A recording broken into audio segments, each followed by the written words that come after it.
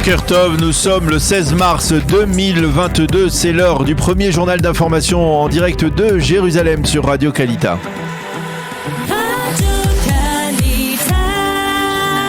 Direct de nos studios de Jérusalem. Et oui, à Jérusalem, nous retrouvons notre correspondant Daniel Haïk ce matin. Et Daniel, une question ce matin pour ce premier journal. Peut-on parler d'optimisme nuancé dans le conflit entre la Russie et l'Ukraine ?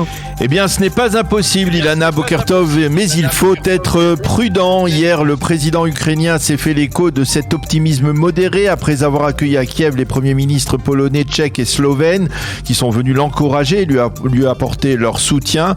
Zelensky a affirmé en effet que les positions réactualisées de son pays et de la Russie dans les pourparlers paraissaient plus réalistes, mais qu'il faudra encore du temps pour parvenir à un cessez-le-feu. Les pourparlers reprendront aujourd'hui en vidéo. Ceci étant, les États-Unis ont décidé d'apporter une enveloppe d'aide économique d'urgence à l'Ukraine de 800 millions de dollars pour se doter de nouvelles armes dont Kiev a besoin. Ceci étant, au sein de l'OTAN, on se prépare également à envoyer des forces le long des frontières ouest de l'Ukraine. L'OTAN réunira sa direction la semaine prochaine. L'invité d'honneur sera le président américain Joe Biden. Enfin, la nuit dernière, le Sénat américain a voté une résolution condamnant fermement la Russie pour avoir agressé l'Ukraine et appelle à enquêter sur les crimes, je cite, du président Poutine et de ses proches.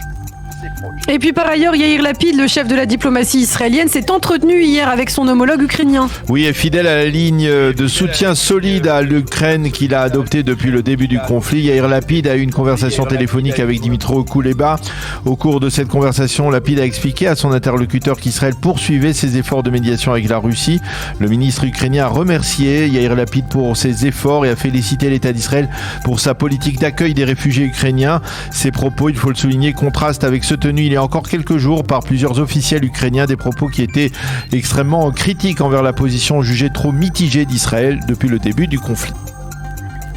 Et justement, à propos des réfugiés ukrainiens, plus de 9000 d'entre eux sont déjà arrivés en Israël. Oui, il s'agit de réfugiés juifs ou non juifs qui sont arrivés en Israël depuis le début du conflit. Une majorité, près de 5600 d'entre eux ne sont pas bénéficiaires de la loi du retour et ne pourront pas réclamer donc la nationalité israélienne.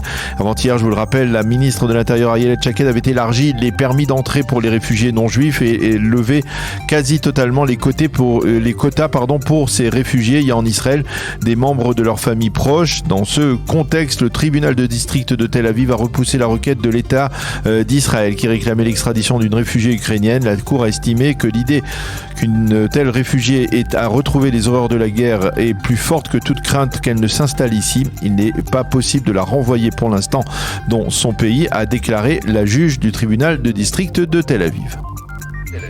Et puis le reste de l'actualité, ce sont ces tensions la nuit dernière dans l'enceinte du tombeau de Joseph au cœur de la ville de Naplouse.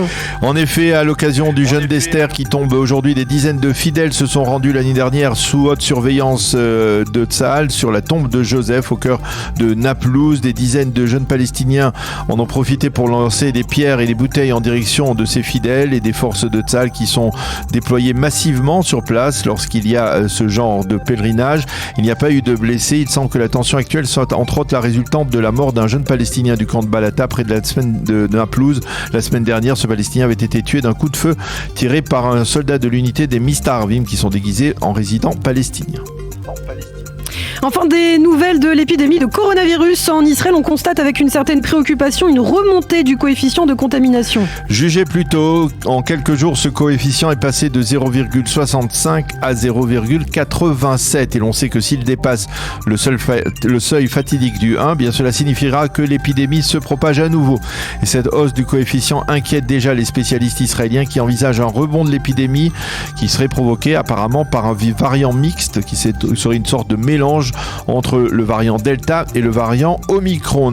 La hausse du coefficient est particulièrement marquante dans les maisons de retraite en Israël et cela est encore plus préoccupant. Pour l'instant, le nombre de malades et de malades graves continue à baisser en Israël légèrement, mais donc le coordinateur de lutte contre le virus, le professeur Salman Zarqa, a reconnu que la semaine prochaine pourrait marquer le début d'un nouveau rebond de l'épidémie.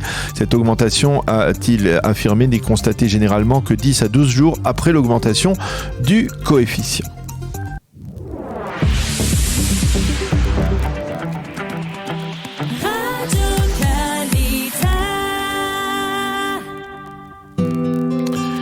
Une page météo pour terminer ce premier journal d'information. Le temps sera toujours très froid, plus froid que la moyenne saisonnière, mais moins pluvieux et tout de même un petit peu moins froid qu'hier aujourd'hui. Les températures 8 degrés à Jérusalem, 14 à Tel Aviv et 17 degrés à Eilat.